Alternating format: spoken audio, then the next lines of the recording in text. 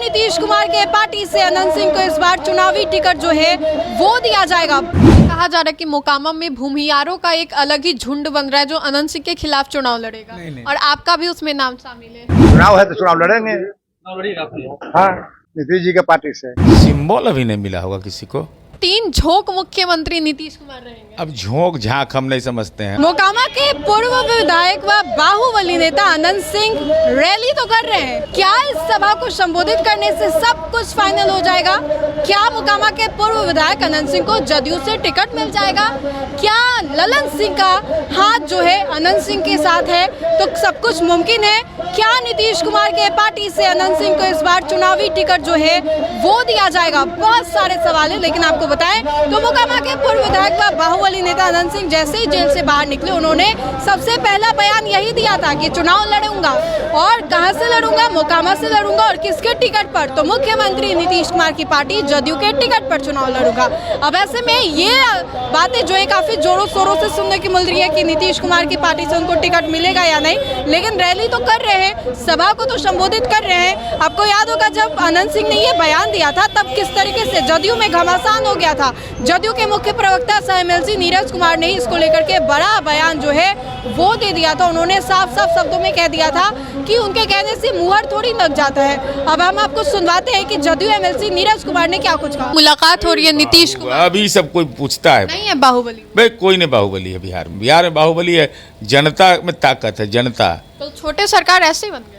अब हम अपना नाम रख लें कि अभी हम ही सबसे बड़ा प्रवक्ता है देश और दुनिया के, तो कोई रोक सकता है हमको?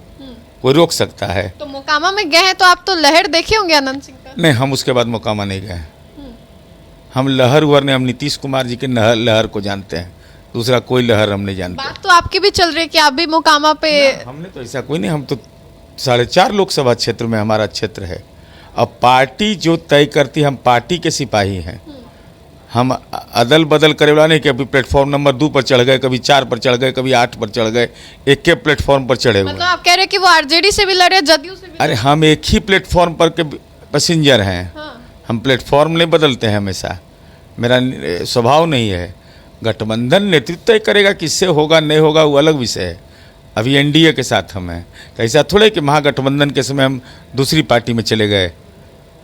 भाई हमारा विचार मिलता है नीतीश कुमार जी की पार्टी की विचारधारा से, तो हम अपनी विचार, हम कार्यकर्ता हैं।